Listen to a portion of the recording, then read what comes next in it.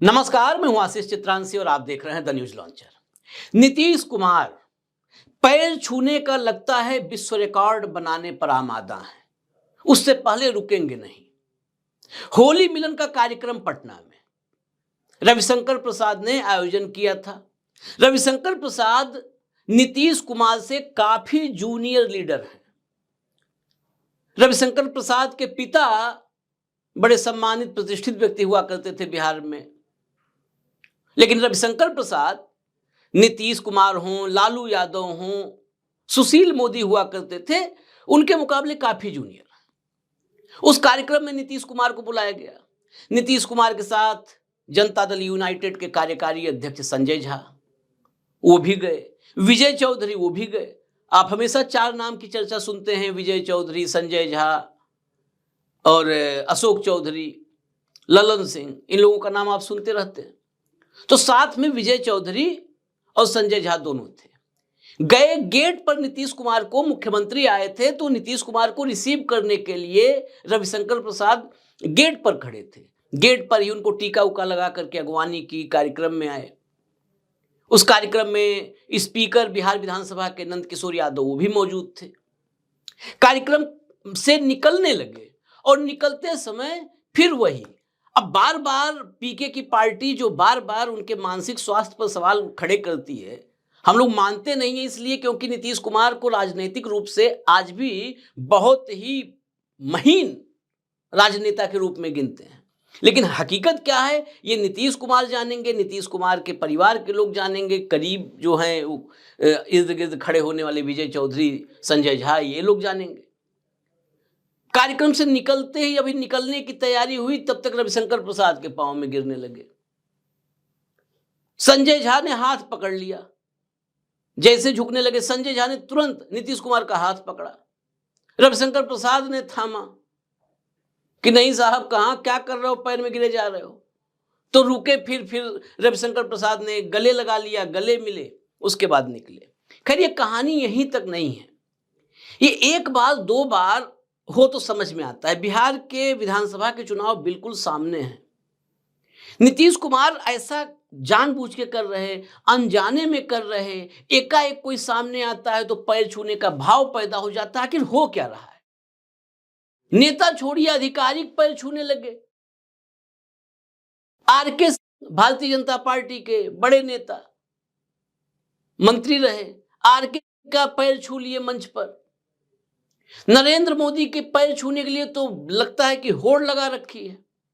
पहले आप रविशंकर प्रसाद वाला वीडियो देख लीजिए, रविशंकर प्रसाद वाला वीडियो देखिए, फिर उसके बाद हम एक एक करके मोदी जी के पैर छूने की कैसे ये होड़ लगा रखे, मतलब आमादा रहते हैं। मोदी सामने दिखे तो धड़ाम पैर में ही जाना है इनको।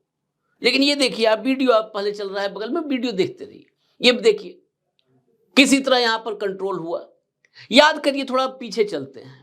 7 जून 2024, 4 जून 2024 को लोकसभा चुनाव के नतीजे आए थे। भारतीय जनता पार्टी 240 पे रुक गई थी। मोदी जी 400 पार वाले नारे से 240 पे अटके पड़े थे। सरकार बनाने के लाले पड़े थे।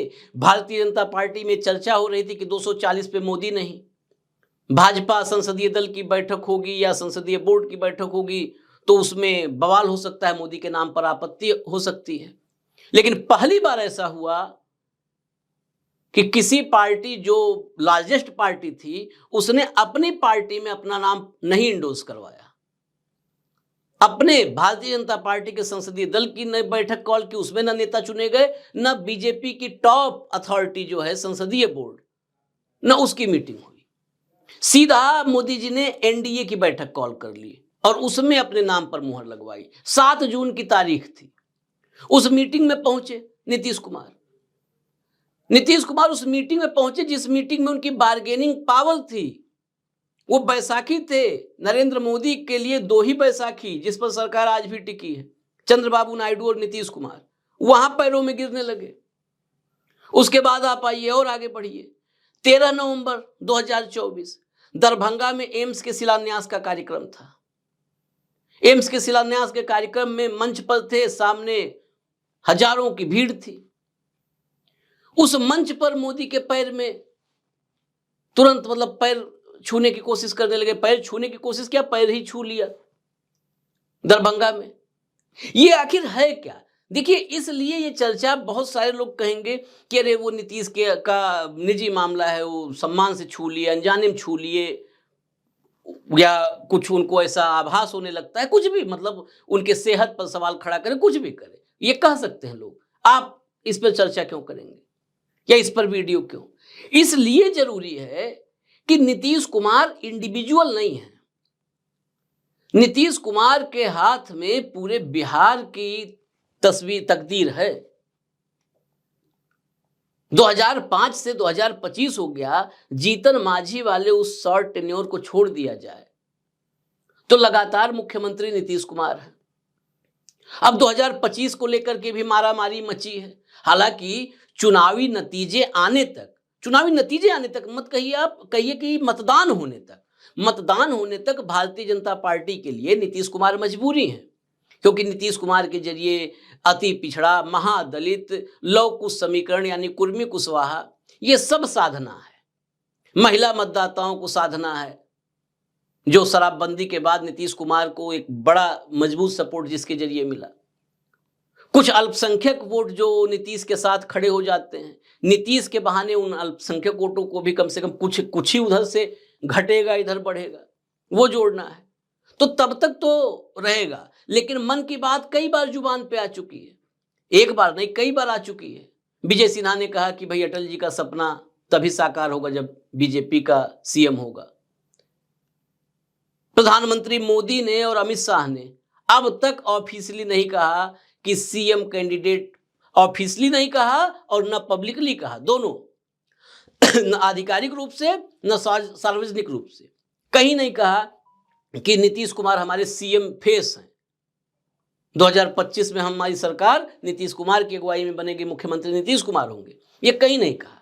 हाँ, नीचे जब सवाल खड़े होने शुरू हो गए, विजय सिन्हा के बयान के बाद विवाद हुआ, दिलीप जायसवाल का बयान आ गया कि ये तो बीजेपी तय करेगी, बीजेपी का संसदीय बोर्ड तय करेगा कि सीएम कौन होगा। नीतीश की अगुवाई में चुनाव लड़ेंगे, लेकिन CM face Bharatiya Janata party का संसदीय बोर्ड तय करेगा। विवाद पैदा हुआ। फिर चुनावी समीकरण गड़बड़ न होने पाए, इसके वजह से नीचे के नेताओं से, जिनके अपने टिकट के लिए भी उनको दिल्ली में परिक्रमा करनी पड़ेगी, अपना टिकट भी वो यहां पर हाजिरी लगाए बिना, माथा टेके बिना जो नहीं पा सकते हैं, उन तमाम लीडर्स ने जो है ये बोलना शुरू किया कि नहीं, नीतीश कुमार होंगे सीएम, जबकि उनके बोलने का कोई औचित्य नहीं है और कोई अहमियत नहीं है। औचित्य से ज्यादा बड़ी बात है, राजनेता हैं, राजनीति में है, चलिए बोल सकते हैं, लेकिन अहमियत शून्य है, शून्य नहीं माइनस में है उनके बोलने की अहमियत। कि उन्होंने बोला है मुख्यमंत्री बनने का, अब तो नीतीश कुमार ही, बहुत सारे लोग तुरंत कहने लगते हैं नहीं बोल दिया, फलाने ने बोला है, कौन है, अरे वो मंत्री हैं, विधायक हैं, बोल रहे हैं कि नहीं नीतीश कुमार सीएम होंगे।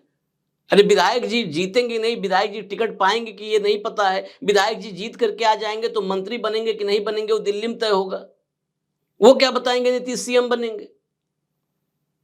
तो ऐसे हालातों में जहां बीजेपी की मजबूरी है सीएम नीतीश कुमार, और ये आज भी मैं उस पर लगातार हम कायम हैं कि नीतीश कुमार, अगर बीजेपी इस बार बहुमत में आती है, वहां पर एनडीए बहुमत में, तो नीतीश कुमार मुख्यमंत्री नहीं बनेंगे, क्योंकि सीटों के बंटवारे से लेकर और जो सीटों का कन्वर्जन रेट है, स्ट्राइक रेट जिसे कहते हैं आजकल, स्ट्राइक रेट सब ऐसा जोरदार होगा, और फिर चुनाव आयोग होगा ज्ञानेश कुमार, जो स्ट्राइक रेट जोरदार, और फिर पीछे से ज्ञानेश कुमार, और ये सारा जो डेडली कॉम्बिनेशन बनता है, फिर महाराष्ट्र जैसे नतीजे आते हैं।